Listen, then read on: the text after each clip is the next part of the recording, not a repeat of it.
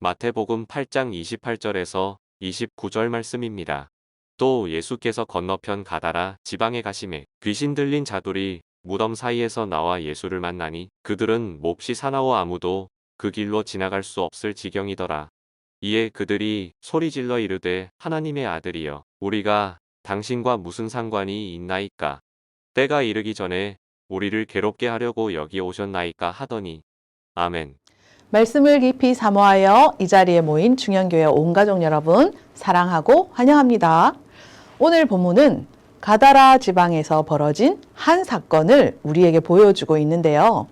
예수님과 제자들이 갈릴리 호수 건너편 가다라 지방에 가셨을 때에 귀신 들린 사람이 무덤 사이에서 나오다가 예수님과 마주쳤습니다.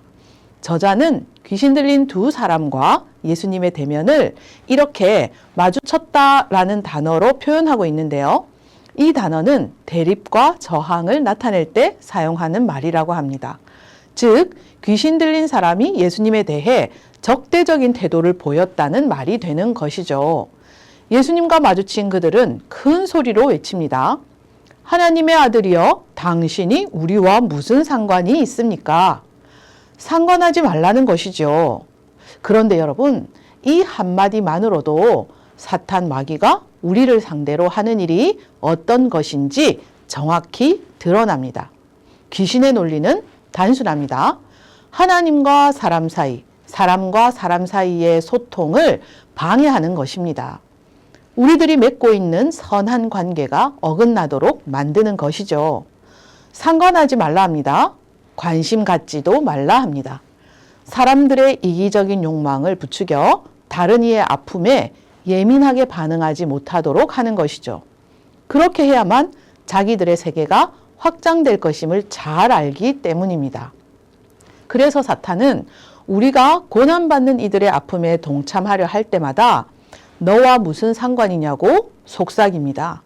길거리에서 어려움을 당하는 사람을 도우려 할 때도 관심 갖지 말라 속삭이죠. 오늘 이 세상이 이토록 삭막한 것은 어찌 보면 너와 무슨 상관이냐는 사탄의 말에 다들 넘어갔기 때문이 아닌가 싶습니다. 그런데 여러분, 이야기의 막바지에 들어서면 귀신들의 반응보다 사람들의 반응에서 더 확실해집니다. 저자는 귀신으로부터 회복된 사람들의 이야기를 생략하고 다만 소식을 듣고 몰려온 사람들의 반응만을 기록하고 있는데요. 그들의 반응은 결코 호의적이지 않습니다. 귀신 들린 사람이 회복된 것은 그들의 관심사가 아니었습니다. 나와는 상관없는 일인 것이죠. 그러니 그들이 회복되었다는 이 놀라운 사실은 안중에도 없습니다. 그들은 오히려 예수님에게 떠나달라고 간청합니다. 예수님은 자신들에게 불편한 존재, 자신들의 일상에 방해가 되는 존재가 된 것입니다. 여러분, 예수님을 믿는다는 것은 주님의 말씀 앞에 온전히 두려움과 떨림으로 서는 것입니다. 내가 좀 불편해도 내 일상이 좀 깨진다고 하여도 눈물을 머금고라도 주님의 뜻에 삶으로 아멘 하는 것이지요. 사람을 대할 때도 마찬가지입니다.